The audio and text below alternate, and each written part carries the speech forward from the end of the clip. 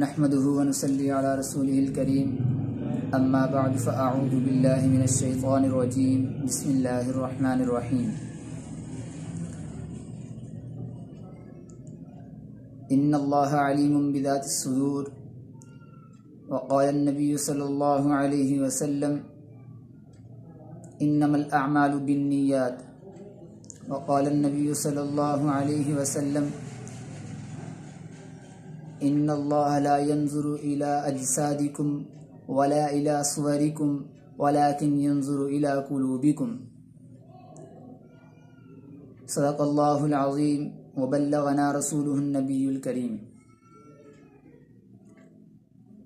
میرے عزیز ساتھیوں اور دوستو،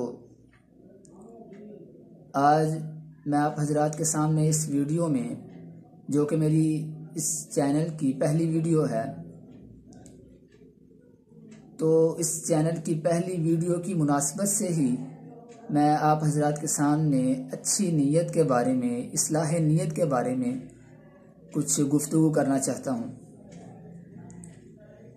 اللہ رب العزت نے قرآن کریم میں ارشاد فرمایا ان اللہ علیم بذات الصدور، کہ اللہ رب العزت کی ذات سینوں کے رازوں کو جاننے والی ہے، یعنی دل کی بات جاننے والی ہے۔ اور نبی کریم صلی اللہ علیہ وسلم نے اپنی احادیث مبارک میں ارشاد فرمایا کہ اللہ کی ذات، جس کا مفہوم کچھ اس طرح ہے اس حدیث کا، کہ اللہ کی ذات جو ہے وہ تمہارے جسموں کی طرف اور تمہاری صورت کی طرف نہیں دیکھتی، بلکہ اس کی نظر تو تمہارے دل کے اندر ہے کہ تمہارے دل کے اندر نیت کیسی ہے۔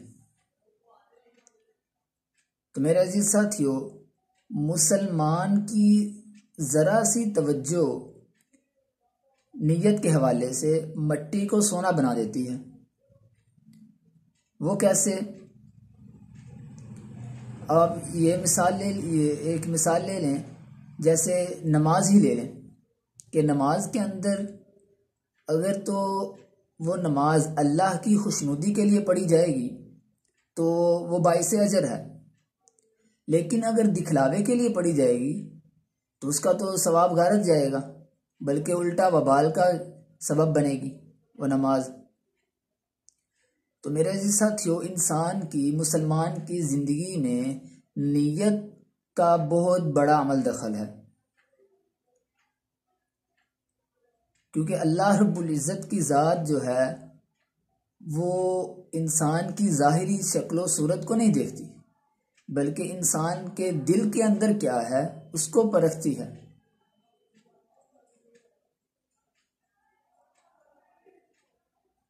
اب ایک ہے فرض، واجب، حرام۔ اب فرائض اور واجبات کی نیت تو ہم سب کے دلوں میں، ہم سب کے ذہنوں میں ہے، ہم زبان سے بھی کرتے ہیں، لیکن ایک عمل ہے مباح، اور اس کا اصل حکم جو فقہائے کرام نے بتایا ہے وہ ہے نہ اس کے کرنے پر ثواب ملتا ہے اور نہ اس کے چھوڑنے پر عذاب ہوتا ہے۔ اس کا اصل حکم تو یہ ہے مباح کام کا۔ لیکن میرے عزیز ساتھیوں، اگر اس مباح کام پر ہماری نیت درست ہو جائے، ہماری نیت اچھی ہو جائے، تو وہ مباح کام بھی ہمارے لیے باعث اجر بن جاتا ہے۔ کیسے؟ اب ہم کھانا کھاتے ہیں، کھانا کھانا ایک مباح عمل ہے، تو اب کھانا کھانے کے وقت ہم یہ نیت کر لیں کہ اے اللہ، کہ ہمیں اس کھانے کی وجہ سے جو قوت اور طاقت ملے گی، اس قوت اور طاقت کو ہم تیری فرما برداری میں، تیری اطاعت میں صرف کریں گے۔ تو میرے عزیز ساتھیوں، یہ نیت کرنا کھانا کھانے کے عمل کو بھی باعث اجر بنا دے گا، یہ فائدہ ہے نیت کا۔ اب آپ گھڑی پہنتے ہیں، ایک چھوٹی سی مثال لے لیں، یہ جیسے میں نے گھڑی پہنی ہوئی ہے، اب آپ اس گھڑی پہننے کے وقت آپ یہ نیت کر لیں کہ میرا اس گھڑی کو پہننے کا مقصد جو ہے وہ اللہ رب العزت کے احکامات کو، یعنی نماز جو ہے اس کو پابندی سے ادا کرنا ہے، اس کے اوقات پر ادا کرنا ہے، تو آپ کا یہ گھڑی پہننا بھی باعث اجر بن جائے گا۔ تو یہ چھوٹی چھوٹی باتوں پر میرے عزیز ساتھیوں ہماری نیت کا درست ہونا چھوٹے سے عمل کو پہاڑ کے برابر کر دیتا ہے، کیونکہ اللہ رب العزت کی ذات جو ہے اس کی نظر ہمارے دلوں پر ہے، فیصلے نیت پر ہوں گے۔ نبی کریم صلی اللہ علیہ وسلم کا ارشاد مبارک ہے کہ انما الاعمال بالنیات، کہ اعمال کا دار و مدار جو ہے وہ نیت پر ہے۔ جیسے اب آپ مثال لے رہے ہیں، ایک ہے عمل اور ایک ہے نیت۔ عمل جو ہے وہ ایک ظاہری صورت ہے، وہ نظر آتا ہے عمل، اور نیت جو ہے جس پر اعمال کا دار و مدار ہے وہ چھپی ہوئی ہے، وہ نظر نہیں آتی۔ عمل وہ ظاہری چیز ہے، نظر آتا ہے، لیکن نیت وہ چھپی ہوئی ہے، نظر نہیں آتی۔ تو اس سے پتہ چلا کہ چھپی ہوئی چیز ہی اعلیٰ ہوتی ہے، چھپی ہوئی چیز کی ہی قدر و قیمت ہوتی ہے۔ اس کی مثال میں آپ کے سامنے پیش کرتا ہوں۔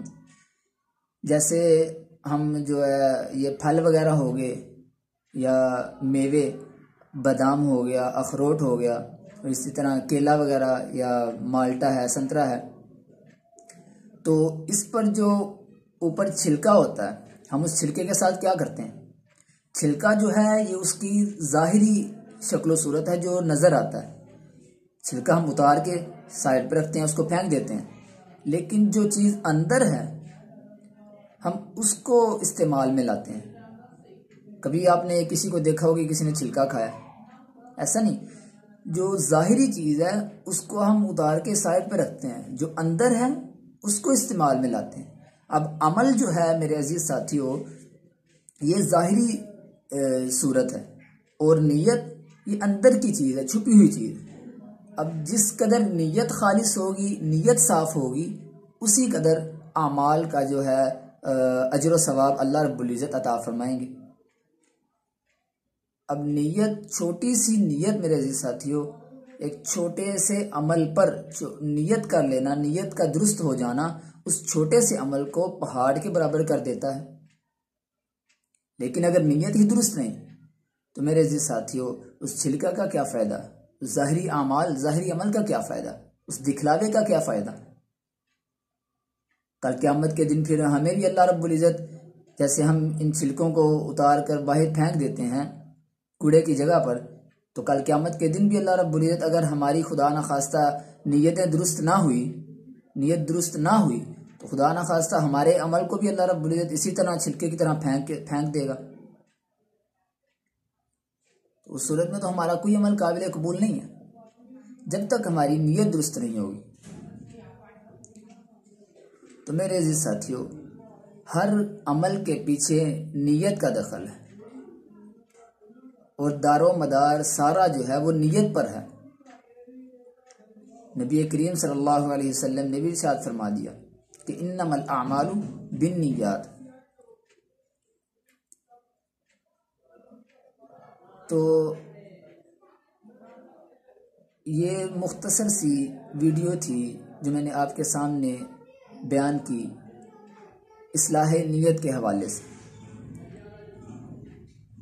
اور چونکہ یہ میری پہلی ویڈیو تھی اور میں نے ابھی چینل کا افتتاح کیا ہے اپنے دوستوں کی مدد سے اور اپنے گھر والوں کی دعاؤں سے، اللہ رب العزت سے دعا ہے کہ اللہ رب العزت مجھے آپ حضرات کے سامنے اسی طرح اچھی ویڈیوز جو ہے وہ بنانے کی، اچھے بیانات اپلوڈ کرنے کی توفیق عطا فرمائے، جس سے آپ حضرات کو بھی فائدہ ہو اور خود میری بھی اصلاح ہو۔ میں خود اپنی بھی اصلاح چاہ رہا ہوں، اور دین کی اشاعت کا یہ ایک ذریعہ ہے جس کو میں نے اپنایا ہے۔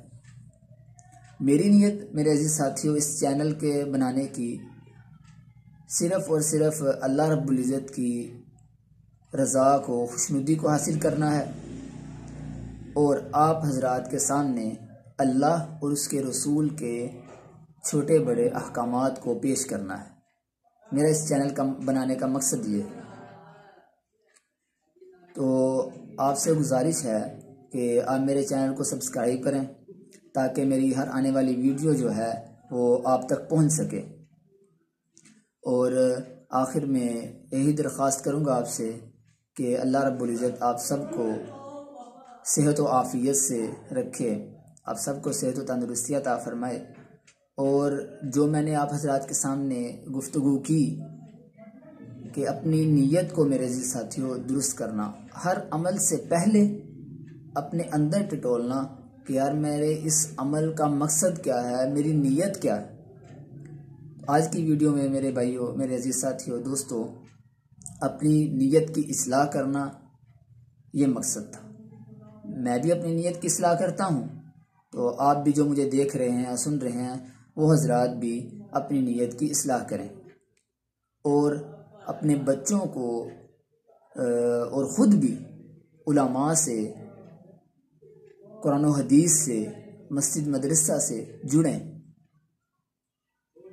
تو اللہ رب العزت سے دعا ہے کہ اللہ رب العزت ہم سب کو قرآن و حدیث سے، علماء سے، صلحاء سے، مسجد مدرسہ سے جڑنے کی توفیق عطا فرمائے۔ وما علینا الا البلاغ۔